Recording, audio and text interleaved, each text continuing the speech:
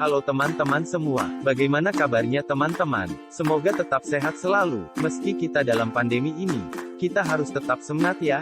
Jadi kali ini kami dari kelompok 3 Material Teknik Elektro, ingin mempresentasikan hasil diskusi yang kami sudah pelajari. Sebelum itu izinkan kami, memperkenalkan nama kelompok kami. Berikut nama-nama kelompok kami.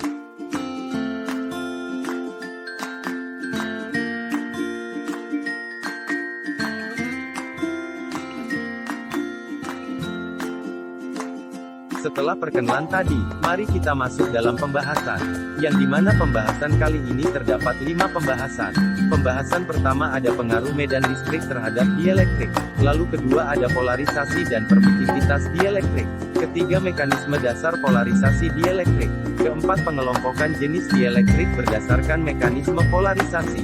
Dan terakhir permitivitas dielektrik gas, cair dan padat.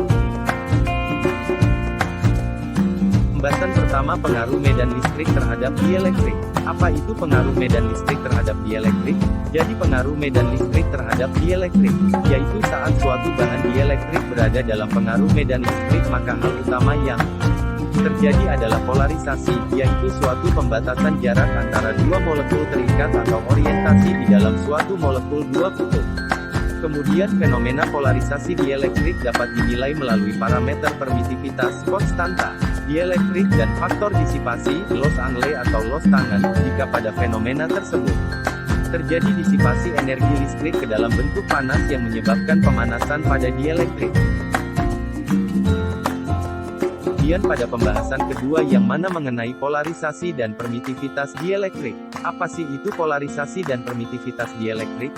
Jadi pada polarisasi adalah peristiwa ketika suatu bahan isolator atau non-konduktor diletakkan di antara kedua plat konduktor yang dialiri oleh listrik, maka kedua kutub muatan pada plat akan mengisi pol muatan pada bahan isolator tersebut yang mengakibatkan bahan isolator terisi oleh muatan, contohnya pada kapasitor. Sedangkan pada permitivitas dielektrik yaitu suatu konstanta yang melambangkan rapatnya fluks elektrostatik dalam suatu bahan bila diberi potensial listrik.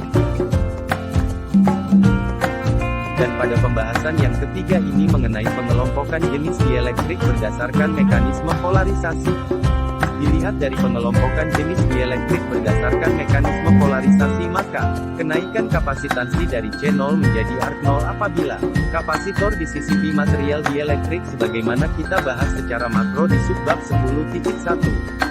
Dihasilkan oleh terjadinya polarisasi. Dalam skala molekul kita membedakan dua macam dielektrik, yaitu dielektrik polar dan dielektrik non-polar.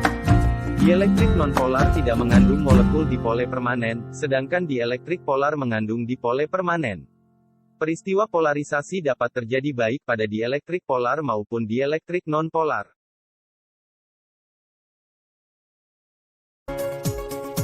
Pada pembahasan yang keempat ini yang dimana mengenai pengelompokan jenis dielektrik berdasarkan mekanisme polarisasi. Jadi pada saat kelompok pertama meliputi dielektrik yang hanya mengalami polarisasi utama yaitu polarisasi elektronik. Jenis ini termasuk nonpolar dan polar lemah. Contoh, parafin benzena, sulfur, DeL. Kelompok kedua meliputi dielektrik yang memperlihatkan gejala polarisasi elektronik dan relaksasi dipole secara bersamaan. Contoh, organik polar, dipole, semiliquid, selulosa, DeL. Kelompok ketiga termasuk bahan dielektrik anorganik padat yang terlihat mekanisme polarisasi elektronik, ionik dan relaksasi elektronik ionik. Dalam kelompok ini terbagi menjadi dua sub dielektrik yang mengalami polarisasi elektronik dan ionik. Contoh, kuarsa, nika, DeL. Dielektrik yang mengalami polarisasi elektronik, ionik dan relaksasi. Contoh, porselen, nikalex, DeL. Kelompok keempat meliputi bahan ferroelektrik seperti garam Rochelle, barium titanat dan lainnya dengan ciri yang dimiliki mengalami polarisasi spontan, elektronik, ionik dan polarisasi relaksasi elektronik ionik.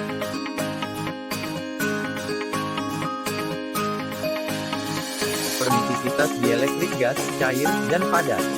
Pada bagian ini yang dimana pada permitivitas dielektrik gas adalah suatu kuantitas fisik yang menggambarkan bagaimana medan listrik memengaruhi dan dipengaruhi oleh suatu medium dielektrik berupa gas. Contoh, hidrogen, oksigen, nitrogen, DeL. Permitivitas cair. Dielektrik cair dapat memiliki komposisi molekul polar atau non-polar, memiliki nilai yang kecil dan hampir sama dengan kuadrat, Indeks refraksi. Contoh permisivitas cair yaitu benzena dan karbon. Tetraklorida. Permisivitas padat. Permisivitas benda padat dapat memiliki besar yang bermacam-macam sehubungan dengan variasi pada struktur mereka. Berbagai jenis mekanisme polarisasi dapat terjadi pada bahan padat.